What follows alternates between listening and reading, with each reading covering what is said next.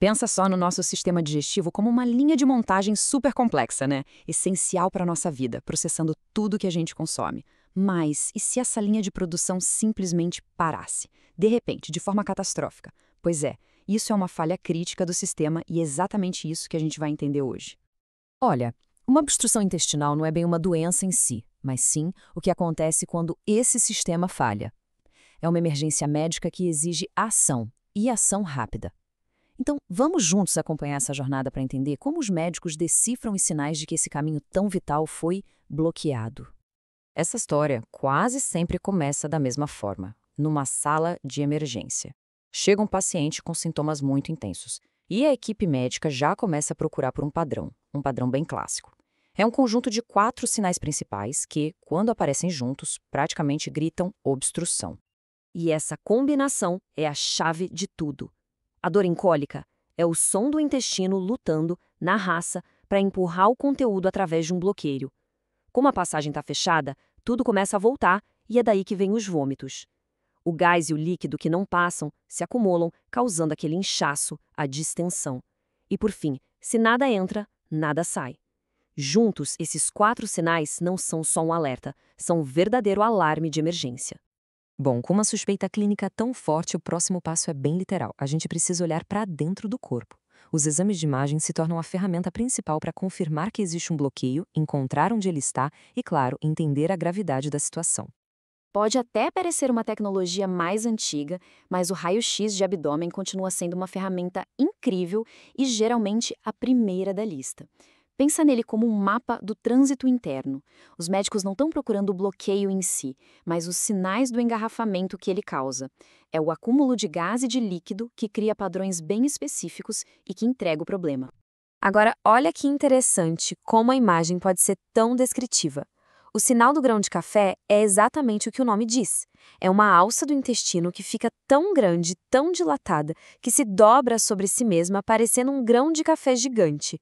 Esse sinal indica um tipo bem específico e perigoso de obstrução, chamado volvo, que é quando o intestino se torce no próprio eixo. E aqui a gente vê perfeitamente como a localização do gás e do líquido funciona como um GPS para o problema. Dá uma olhada na esquerda. Quando o gás e o líquido se acumulam bem no centro do abdômen, isso sugere uma obstrução alta, lá no intestino delgado. Agora, compara com a imagem da direita. Se o gás está desenhando as bordas do abdômen, seguindo o caminho do cólon, os médicos já sabem que o problema é mais embaixo, numa obstrução baixa. Então, vamos aprofundar um pouco mais nessa primeira grande questão do diagnóstico. O bloqueio está na parte de cima ou na parte de baixo do intestino? A resposta muda tudo, desde os sintomas do paciente até a forma como os médicos vão agir. Essa tabela resume as diferenças de um jeito ótimo, e a lógica por trás dela é bem clara. Pensa comigo. Numa obstrução alta, o engarrafamento acontece logo no começo do caminho. Então a pressão para voltar faz com que os vômitos apareçam muito cedo. Já numa obstrução baixa, lá no final da linha, o sistema todo precisa encher como um balão antes que o vômito apareça. É por isso que, nesses casos, a distensão abdominal e a parada completa de gases e fezes são os sinais que chegam primeiro e com mais força. Certo. Agora vamos para a próxima questão crítica. Existe uma barreira física de verdade ou o intestino simplesmente parou de funcionar? Essa é a diferença fundamental entre uma obstrução mecânica e uma funcional. A obstrução mecânica é o cenário clássico do engarrafamento. Existe um obstáculo físico ali no meio do caminho. No começo, o intestino até tenta vencer essa barreira, se contraindo com mais força. É isso que causa aquela dor em cólica tão característica.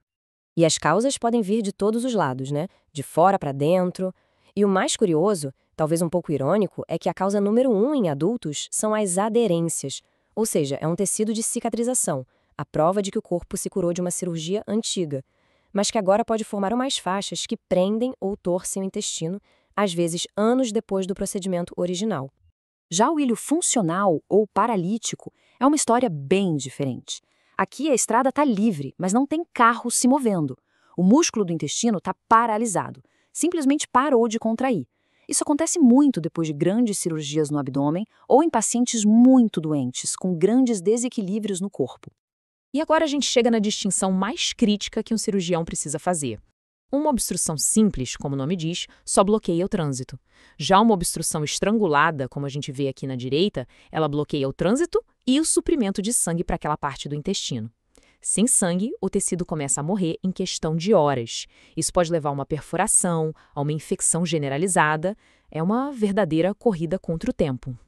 Com o diagnóstico feito, o foco muda completamente para o tratamento. E antes mesmo de se pensar em cirurgia, existem passos que são imediatos e cruciais para estabilizar o paciente e aliviar a pressão nesse sistema que está sobrecarregado.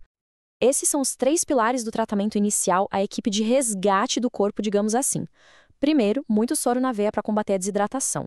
Segundo, uma sonda nasogástrica que funciona como uma válvula de alívio, tirando a pressão de cima. E terceiro, um catéter para monitorar de perto se os rins estão funcionando bem. Nenhum cirurgião entra em campo antes que essa estabilização seja feita. E aí vem a grande decisão. Algumas obstruções, principalmente as causadas por aderências, podem até se resolver sozinhas com esse tratamento de suporte. Mas qualquer sinal de estrangulamento ou um bloqueio que não melhora de jeito nenhum exige uma cirurgia de emergência. É uma decisão que precisa ser tomada rápido para salvar o intestino e, claro, a vida do paciente. No fim das contas, a obstrução intestinal é esse exemplo super dramático de como o corpo sinaliza uma falha catastrófica.